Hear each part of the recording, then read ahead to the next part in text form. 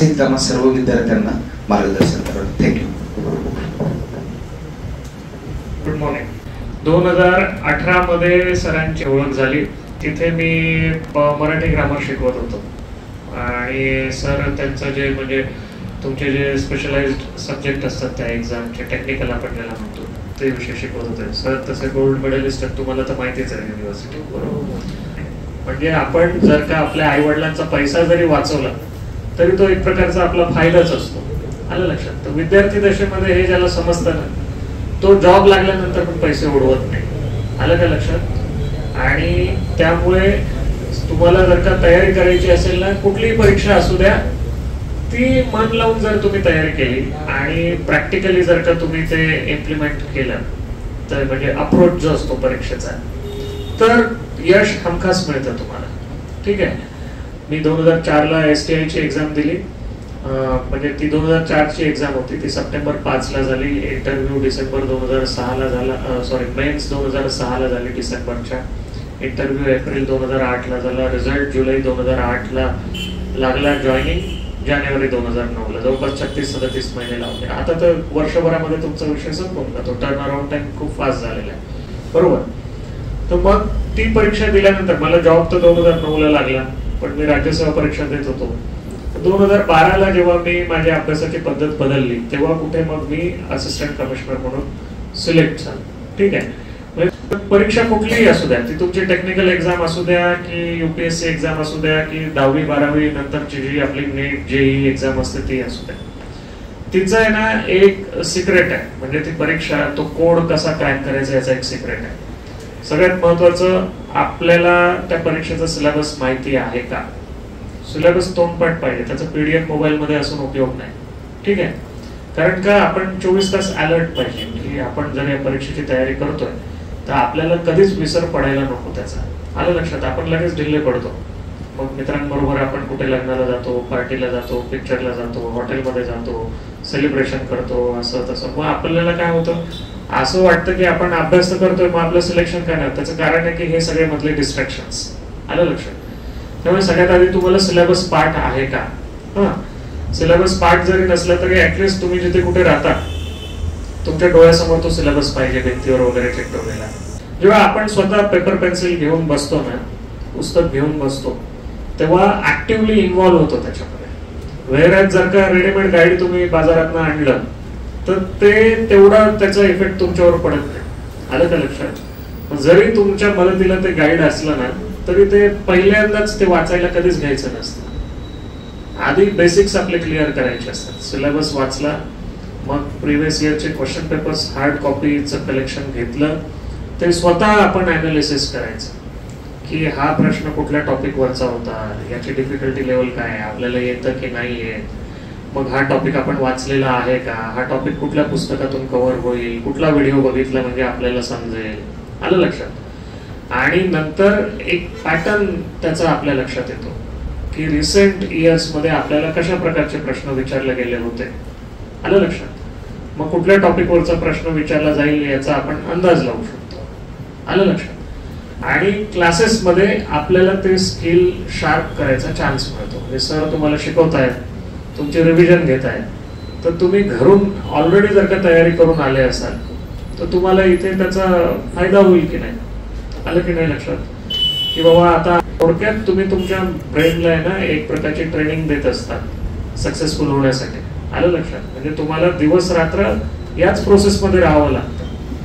मग या प्रोसेस पासून लांब नेणाऱ्या गोष्टी कुठल्या आहेत तर आपल्या इमोशन्स. आलं लक्षात. सणासुदीला आपल्याला लगेच गावी जावं असं वाटतं, गावची आठवण येते. दिवाळीला घरी जावं असं वाटेल तुम्हाला. तर थोडस याच्यावर कंट्रोल ठेवा. गावाकडच्या इलेक्शन्स, गावाकडच्या मारामाऱ्या याच्यात आपल्याला जास्त इंटरेस्ट असतो काय झालं म्हणून. आजकाल व्हॉट्सअप ग्रुप पण झालेले आहेत. गावाचे व्हॉट्सअप ग्रुप झाले असतील तुमचे. तिथे काय चालू आहे काय नाही वगैरे. त्यामुळे या गोष्टींपासून तुम्ही ठरवून लांब राहा. एक साधं उदाहरण देतो की सगळ्यात जास्त आपली एनर्जी कधी असते तर सकाळी असते. बरोबर. सकाळचा वेळ जो आहे ना तो चांगल्या प्रकारे युटिलाइज करायला शिका. म्हणजे तो वाया नका घालू. म्हणजे कसं की उशिरा उठणे, रात्री उशिरा झोपणे, सकाळी उशिरा उठणे सगळ्यात मोठं अवगुण आहे आपला. रील्स बघितल्याशिवाय साधारणपणे 1 GB डेटा संपवल्याशिवाय आपल्याला काही समाधान मिळणार नाही. प्रत्येकाच्या मोबाईल मध्ये 2.5 GB दिवसाचा कमीत कमी डेटा असेल, आहे की नाही? 1.5 GB वाला पण कोणी सापडणार नाही, लवकर नाही सापडणार. आता तर रिलायन्सने तुमचं ते म्हणजे तुम्हाला व्यसन लावून जिओने आता त्याचे 25% एस्केलेशन पण केलं. आपल्याला काही फरक पडला का? 2 दिवस त्याला शिवाय घातल्या, नंतर त्याच्याच पोराची रील्स बघतोय आपण लग्नाची. त्यामुळे मोबाईल हा सगळ्यात मोठं डिस्ट्रॅक्शन आहे. एक साधं उदाहरण देतो. तुम्ही रिडिंग रूम मध्ये जर का अभ्यासाला बसत असाल तर तुमच्या बाजूला मोबाईल असतो. तर आपल्या प्रत्येकाकडे अँड्रॉइड मोबाईल आहे. त्या मोबाईल मध्ये डिजिटल वेलबिंग नावाचं एक विजेट आहे. ते एकदा क्लिक करून बघा. तुम्ही आता पण वाटल्यास ओपन करून बघा. की तुम्ही काहीच वापरलं नाही, फक्त तुम्ही फोन हातात घेतला आणि अनलॉक करून बघितलं, ठेवून दिलं. तर तुमचं जिथे 1 तासाचं फोकस तुम्हाला मिळाला होता तुमच्या नशिबाने, तो फोकस तुम्ही किती फ्रॅगमेंट केला? 8 तुकड्यांमध्ये फ्रॅगमेंट केला. 7 तुकड्यांना, 7 8 56, बरोबर?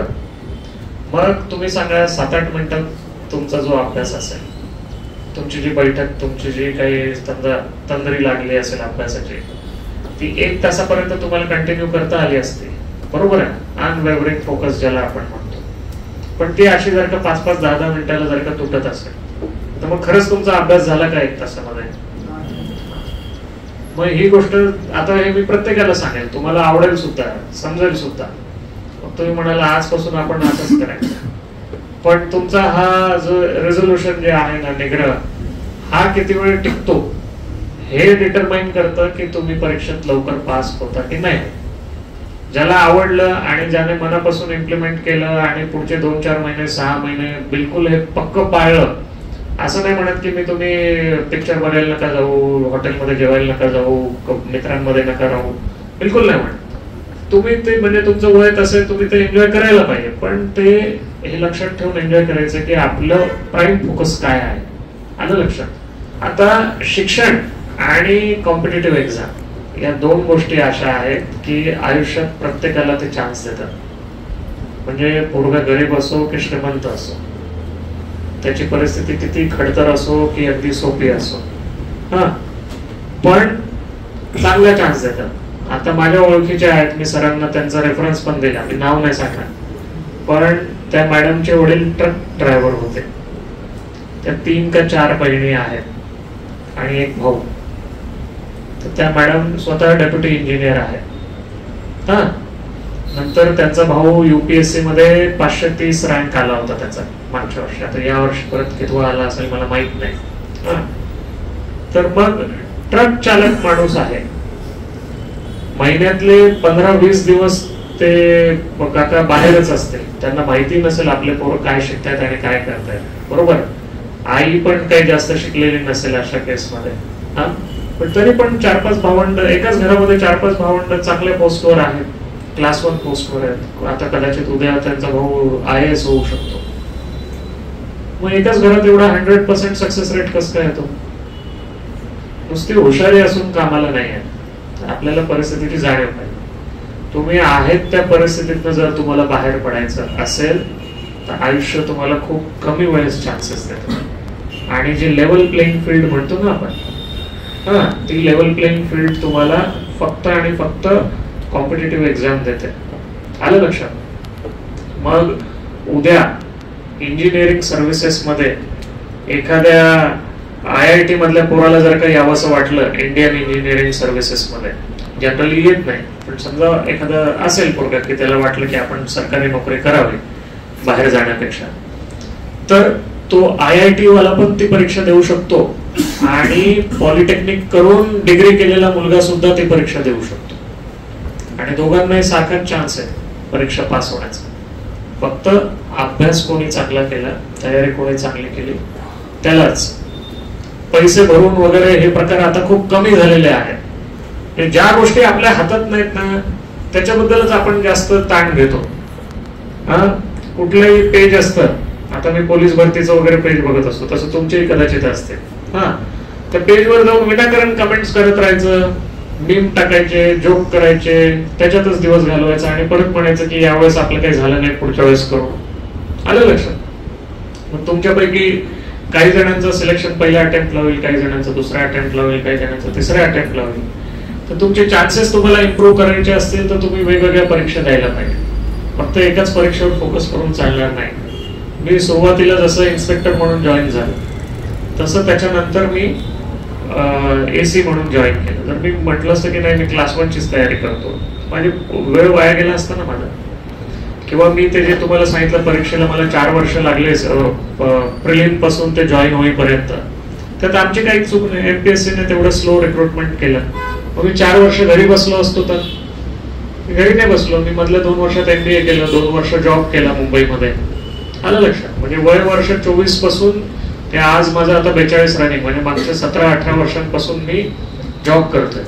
हे करत असताना मी मुलांना शिकवलं सुद्धा आहे. मी इथेच TV सेंटरला मुलांना बँकिंगच्या ऍप्टिट्यूड शिकवायचो.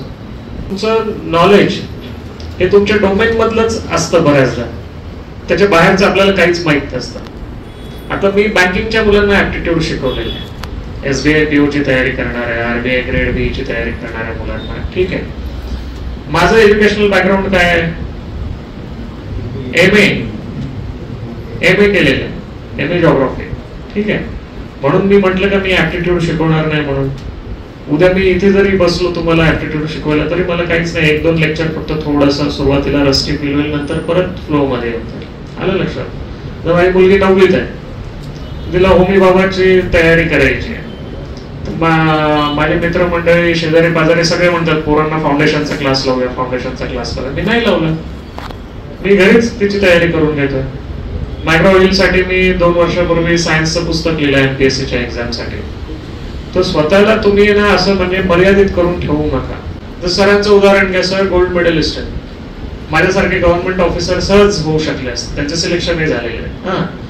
झाले असते तर इतक्या मुलांच्या आयुष्यात ते बदल घडवून आणला असता का त्यांनी? 2018 पासून ते आजपर्यंत 1000-2000च्या पुढे आकडा सहज असेल सिलेक्शनचा. विद्यार्थ्यांचा नाही सांगत आहे. विद्यार्थी तर आपल्याला आताच इथे 150-200 दिसत आहेत, बरोबर? अशा 4-5 बॅचेस जरी पकडले तरी दिवसात 1000 पोरांच्या संपर्कात, राईट? पण सरांनी कोचिंग क्षेत्र निवडलं आणि आज त्याच्यामुळे त्यांच्या हाताखालून 10-15 हजार विद्यार्थी सहज गेले असते, बरोबर आहे की नाही? त्यांचे पुस्तकं वाचणारे अजून लाखो विद्यार्थी असू शकतात, राईट? मग हा जो चेंज आहे तुमच्या लाईफ मधला, हा जर का तुम्हाला अनुभवायचा असेल तर तुम्हाला हातपाय तर हलवावे लागतील की नाही? नॉलेज तर घ्यावं लागेल की नाही? ते एवढंच आहे.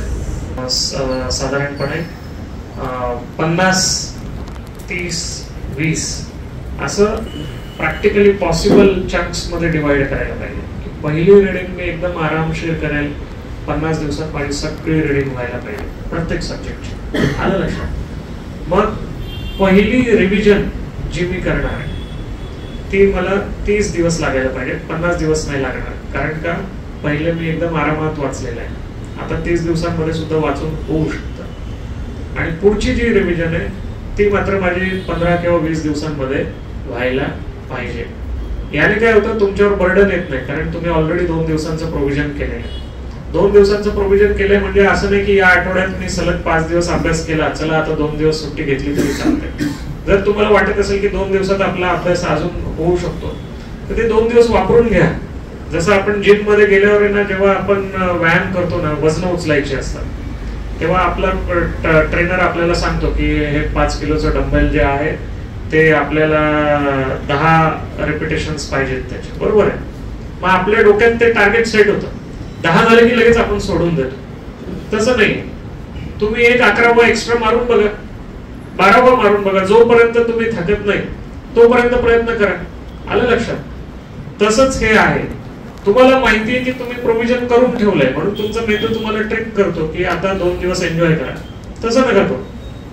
ते त्याला म्हणतात डिलेड ग्रॅटिफिकेशन. म्हणजे कसं की समजा इथे आपण बसलोय आणि तुम्हाला सध्या मी समजा काही कोल्ड ड्रिंक्स वगैरे जर का आपण इथे सर्व केले मुलांना, तुम्ही इन्स्टंट लगेच ते प्यायला, ते तुमची मजा लगेच तिथल्या तिथे संपून जाईल.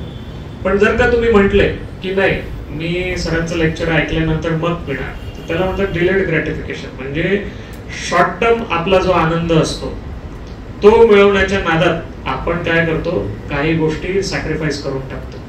आणि जनरली अभ्यास वगैरे हे सगळ्या कोणाला आवडतं अभ्यास करणं, त्यामुळे आपण लगेच त्याच्याकडे जातो ना. एखादा पिक्चर रिलीज झाला, एखादी सिरीज रिलीज झाली की लगेच आपण ती बघतो. तसं नका बघू ना, तुम्ही टार्गेट सेट करा की माझा एवढा अभ्यास झाला तर मी हा एक एपिसोड बघेल. आपण तर रात्रीतून सगळं एक एक सीझन सगळं संपवून टाकतो. असं कसं चालेल. याच्यामध्ये अजून एक गोष्ट सांगायची राहून गेली की सगळ्यात महत्वाचं तुमचं आहे ना डिसिप्लिन जे असतं ना, ते तुमच्या दिवसभराच्या शेड्यूल मधनं रिफ्लेक्ट व्हायला पाहिजे. म्हणजे महत्वाची गोष्ट येते तुमची झोप. दुर्दैवाने सगळ्यांची झोपेचं खोबरं झालेलं आहे थँक्स टू मोबाईल. जर तुम्ही बघितलं तर सगळ्यात जास्त ट्रॅफिक सोशल मीडियावर रात्री असते 8 नंतर. काळजी घेणं आपलं काम. म्हणजे परीक्षा पास करणं ही फक्त अशी लिनियर प्रोसेस नाहीये. मी जसं तुम्हाला सांगितलं की नाही, याच्यामध्ये वेगवेगळे अँगल्स आहेत आणि अभ्यासाची पण मल्टीप्रॉंग स्ट्रॅटेजी पाहिजे की या परीक्षेत नाही झालं तर या परीक्षेत, मग या परीक्षेचं नियोजन कसं करणार. जोपर्यंत तुम्ही कागदावर स्वतःचं शेड्यूल ठरवत नाही तोपर्यंत तुम्हाला कसं कळणार की आपलं किती झालेलं आहे आणि किती नाही. जो विषय समजतो तेच पुस्तक घेऊन आपण सारखं रिडिंग रूम मध्ये जातो. बरोबर आहे, ते तर तुमचं ऑलरेडी झालेलं आहे ना.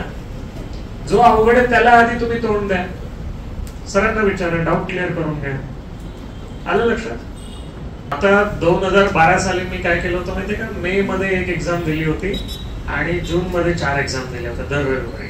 त्या कुठल्या एक्झाम आहे आता त्याचा सिक्वेन्स मागे पुढे होऊ शकतो, पण त्या एक्झाम सांगतो तुम्हाला मी. UPSC प्रिलिम, हा, नंतर नेट एक्झाम, PhD ची entrance exam, RBI grade B exam, हा, आणि ही आपली राज्यसेवा पूर्व 5 परीक्षा होत्या. या 5ही मी पास झालो होतो. हा, आता तुम्ही जर का बघितलं तर UPSC प्रिलिम आणि MPSC प्रिलिम सारखा सिलेबस असतो, ठीक आहे. पण नेटचा आणि RBI ग्रेड B चा सारखा एक्झाम असतो का, सिलेबस असतो का? RBI ग्रेड B आणि PhD ची एंट्रन्स टेस्ट याचा सारखा सिलेबस असतो का? याच्यामधला जो कॉमन सिलेबस आहे तो आधी आपण करून घ्यायचा कधी पण. उदाहरणार्थ तुमच्या टेक्निकल एक्झाम्स आहेत तर मग त्याच्यामध्ये तुमच्या सब्जेक्ट स्पेसिफिक सिलेबस असतो, बरोबर आहे, तो कोर असतो. तर प्रश्न हा आहे की कॉमन सिलेबस जो रिकरिंग असतो ना प्रत्येक एक्झामला, तो आधी टार्गेट करायचा. आलं लक्षात. जो अनकॉमन असतो तो नंतरच्या एक्झाम साठी ठेवायचा. म्हणजे या 2 एक्झाम आहेत A आणि B, तर आधी कॉमन एक्झाम कॉमन सिलेबस जो A मध्ये आहे तो कव्हर करून घ्यायचा. मग राहिलेला A चा सिलेबस करायचा, म्हणजे A ची एक्झाम आपण देऊ शकतो. मग B च्या वेळेस आपल्याला फक्त B चा जो राहिलेला सिलेबस आहे तेवढाच कव्हर करायचा. आलं लक्षात. हॉटेलमध्ये जेवायला गेल्यावर आम्ही 10 वेळेस एक्झाम्पल देतोय, आता तुम्हालाही माहिती झालेलं असेल की आपण जेवायला गेल्यावर तो मग कामाला लागतो का भाजी बनवायला वगैरे, काय केलेलं असतं त्याने, एक बेस तयार असतो की नाही, ग्रेव्ही. हा, मग ती ग्रेव्ही म्हणजे तुमचा कॉमन सिलेबस आहे. आलं लक्षात. बाकी मग त्याच्यामध्ये तुम्हाला पनीर टाकायचं की चिकन टाकायचं आहे, म्हणजे त्या परीक्षेचा जो अनकॉमन सिलेबस आहे वेगवेगळा, तो त्या परीक्षेच्या गरजेनुसार आपण त्याची तयारी करायची. आलं लक्षात. म्हणजे तुमचा मेंदू तुम्हाला व्यस्त ठेवतोय आणि रिकाम्या कामांमध्ये व्यस्त ठेवतोय, त्यामुळे तुमची क्रिएटिव्हिटी मार खाते. हा, तुम्ही एक प्रयोग करून बघा की आज शनिवार आहे ना, आज आता इथून गेल्यानंतर वाटलंच रिडिंग रूम मध्ये पण नका करू, काहीच नका करू, फक्त घरी जाऊन जा, मोबाईल बंद करा किंवा फ्लाईट मोडवर टाका आणि ठरवून, आणि किमान 2 ते 3 तास त्या मोबाईलला बघायचंच नाही. सुरुवातीला तुम्हाला क्रेविंग होईल, जसं दारुड्या माणसाची दारू सोडली की कसं पहिला दिवस सकाळी उठल्यावर जसं आता काय करायचं आता काय करायचं, हा, तशी ती क्रेविंग होईल.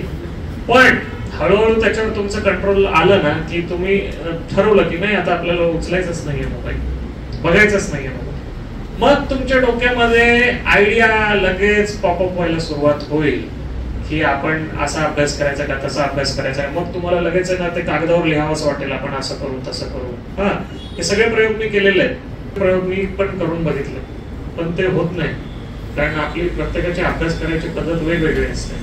आलं लक्षात. तर तुम्ही समजा आता रूमवर राहत असाल आणि सगळे तुमचे रूममेट जर का रिडिंग रूम मध्ये जात असेल, तिकडे ते 2x3च्या जागेत बसण्यापेक्षा अख्खी रूम तुम्हाला जर मिळत असेल आणि कसंही आडवे तेवढे पडून तुम्हाला अभ्यास करायची सवय असेल तर चांगली गोष्ट आहे. मी झोपून अभ्यास करणारा माणूस आहे. पण मग मी बघितलं की जसं जसं आपलं वय वाढत जातं तसं तसं आपली एकाग्रता कमी होत जाते, म्हणजे झोप लागण्याची शक्यता वाढते. त्यामुळे पलंगावर किंवा गादीवर बसून अभ्यास करू नये. ते आपण आपल्या मेंदूला ना एक प्रकारचे ना हे सिग्नल्स देत असतो. आलं लक्षात? घरी जरी असेल तर प्लास्टिकच्या कवरीने आपण खुर्चीत बसून अभ्यास करा. म्हणजे तुमची जेवणाची जागा, झोपण्याची जागा, अभ्यास करण्याची जागा वेगवेगळी पाहिजे. आपण सगळंच गादीवर करतो. मी अशा बरेच बॅचलर्सच्या रूम बघितलेल्या आहेत की जे महिना झाडू पण मारत नाही. काल झालेली पार्टी जी असते ती तिकडेच, ते चादरीवर तिकडेच बाजूला ते सगळे पडलेले असते ते काय, तरी पण ते झाडायची तसदी घेत नाही. ठीक आहे. हा, अजून तर पण याच्यातून पण आपलं डिसिप्लिन दिसून येतं ना. तिथे आपण डिसिप्लिन दाखवणार नाही तर मग कॉम्पिटेटिव्ह एक्झाम मध्ये काय दाखवणार? मग जे मुलं राज्यातून पहिले तर ते वेगळे का असतात? आणि त्यांना माहिती असतं की आपलं सिलेक्शन होणं गरजेचं आहे. आलं लक्षात? सगळ्यात महत्वाचं आजकाल रील येतात की नाही की बाबा मी खूप गरीब परिस्थितीत आलेला, म्हणजे आमच्या शेतात घर होतं, माझी 10वीची परीक्षा असताना माझ्या चुलत्यानेच आमचं लाईटचं कनेक्शन कापून टाकलं, अंधारात अभ्यास केला, माझ्याकडे पैसे नव्हते वगैरे. मी स्वतःचं स्ट्रगल असं ग्लोरिफाय करत नाही. हा, त्याचं कारण असं आहे की तुम्ही एकदा सिलेक्ट झाल्यावर तुम्ही कुठली स्टोरी सांगितली तरी ती तुम्हाला खरी वाटेल की नाही. बरोबर आहे? जगा वेगळं काय, प्रत्येकाला नोकरी लागते, प्रत्येक जण काही ना काही म्हणजे जगण्यासाठी कमवतोच कसाही. बरोबर? स्वतःला लिमिट नाही करायचं आपण. आपली आर्थिक परिस्थिती चांगली नाहीये हे तर सगळ्यांनाच माहितीये. इथे कोणी IAS चा पोरगा बसलाय का? कुठला इंडस्ट्रियलिस्टचा पोरगा बसलेला आहे का? सगळे गरिबांच्याच घरातून आलेले आहेत. बहुतेक जणांचे आई वडील कदाचित शेती करत असतील, काही जणांचे जॉब करत असतील, MIDC मध्ये असतील, प्रायव्हेट मध्ये असतील, गव्हर्नमेंट वाले पण असतील काही जण. ठीक आहे. मग एवढं एकच लक्षात ठेवायचं की आपले आई वडील सध्या कुठल्या आर्थिक स्तरावर आहेत आणि त्याच्या वर आपल्याला जायचं, त्याच्या खाली नाही राहायचं. कारण का आयुष्यात आलं तर काहीतरी पुरुषार्थ गाजवावा लागतो की नाही. पण आपणच आपले इक्वेशन सेट करायला पाहिजे की आपल्याला कुठे जायचंय. मी जर का इन्स्पेक्टरवरच खुश राहिलो असतो आणि जर का मी MPSC ची राज्यसेवा परीक्षा नसती दिली तर मी AC म्हणून अजूनही सिलेक्ट नसतो झालं, प्रमोशन नाही. कारण माझ्या बरोबरचे माझे मित्र जे इन्स्पेक्टर म्हणून जॉईन झाले होते ते अजूनही STO आहेत. कदाचित त्यांना AC व्हायला अजून पुढे 1 ते 2 वर्ष लागेल आणि रिटायरमेंटला कधीतरी ते डेप्युटी कमिशनर होते. मला DC होऊनच आता 1 वर्ष झालं जवळपास. AC म्हणून ऑलरेडी मी 9-10 वर्ष काढले. बरोबर आहे की नाही? 2014 ते 2024 10 वर्ष झाले मला या डिपार्टमेंटमध्ये क्लास 1 ऑफिसर म्हणून. बरोबर आहे की नाही? म्हणजे आपलं प्रोग्रेशन आपल्या हातात आहे. तर मग असा जर का माणसाने विचार केला ना तो म्हणजे स्टॅग्नंट होऊन जातो. आलं लक्षात? पैसा हे अल्टिमेट मोटिव्ह असावं पण त्याने तुम्हाला लिमिट पण नाही करायला पाहिजे. आलं लक्षात? व्हॅलिड मीन्सने तुम्हाला पैसा जितका कमवता येईल तितका कमवा. Valid means. आलं लक्षात? थँक्यू. जबाबदारी असताना सुद्धा मी सरांना विनंती केल्यानंतर त्या विद्यार्थ्यांना शिकवलं आणि तेही विद्यार्थी आता तर ते विद्यार्थी साहेब डेप्युटी एक्झिक्युटिव्ह ऍडिशनल एक्झिक्युटिव्ह साठी इलिजिबल आहेत.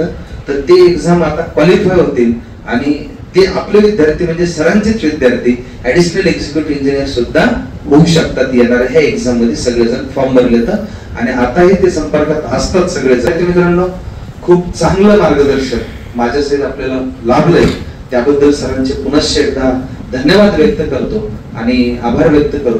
छोटेखानी हा मार्गदर्शनाचा कार्यक्रम संपला असं मी या ठिकाणी जाहीर करतो.